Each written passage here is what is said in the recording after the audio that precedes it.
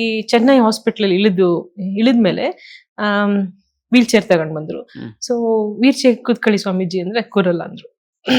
ಅದು Chennai hospital brand new ಅವಾಗ, full marble flooring, ನಮ್ಗೆ ಜಾರುತ್ತದು.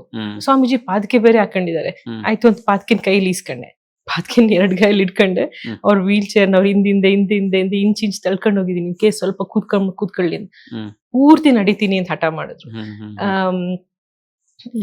ನಮಗೆ ಆ ಟೆನ್ಷನ್, ಲೈಕ್ ಕೂತ್ಕೊಂಡ್ರೆ ಸೇಫ್ ಆಗಿರ್ತಾರೆ, ಬಿದ್ಬಿಟ್ರೆ ಏನ್ ಮಾಡೋದು. ಅಲ್ಲಿಂದ ಲಿಫ್ಟಿಗೆ ಹೋಗಿ ಅವ್ರೇನ್ ಮಾಡಿದ್ದಾರೆ, ಹಾಸ್ಪಿಟಲ್ ಅಲ್ಲಿ ಸ್ವಲ್ಪ ದೂರ ಮಾಡಿದ್ದಾರೆ ಅವ್ರದ್ದು ರೂಮ್ನ, ಯಾಕಂದ್ರೆ ಪ್ರೈವಸಿ ಇರ್ಲಿ ಅಂತ. 1 ನಿಮಿಷ ಅವ್ರು ನಡೀತಾ ಇದ್ದಿದ್ದಿಲ್ಲ, ನಮ್ 60 ಮಿನಿಟ್ಸ್ ಇತ್ತಲ್ಲ, 600 ಮಿನಿಟ್ಸ್ ಆಯ್ತು ನನಗೆ ಅವ್ರು ನಡೆದಿದ್ದು. ಅಷ್ಟು ಟೆನ್ಷನ್, ಎಷ್ಟಪ್ಪ ಇದು ಮುಗಿತಾನೆ ಇಲ್ಲ. ಆಮೇಲೆ ಒಳಗೋಗಿ ಅಲ್ಲಿ ಸ್ವಾಮೀಜಿಯವ್ರನ್ನ ವಾರ್ಡಲ್ ಕೊಟ್ಟು ನೀನ್ ಹ್ಯಾಂಡ್ ಓವರ್ ಮಾಡಿ ಬರೋಣ ಅಂತೇಳಿ.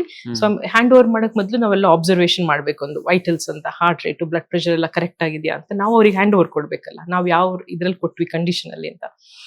ನನಗ್ ಬೇಡ ಅಂದ್ರು, ನಾನು ಸ್ನಾನ ಪೂಜೆ ಆಮೇಲೆ ಇವೆಲ್ಲ ಮಾಡಿ ಅಂತ. ಆ ಫುಲ್ ಟೀಮ್ ಅವ್ರ ಗಾಬರಿ ಆದ್ರು.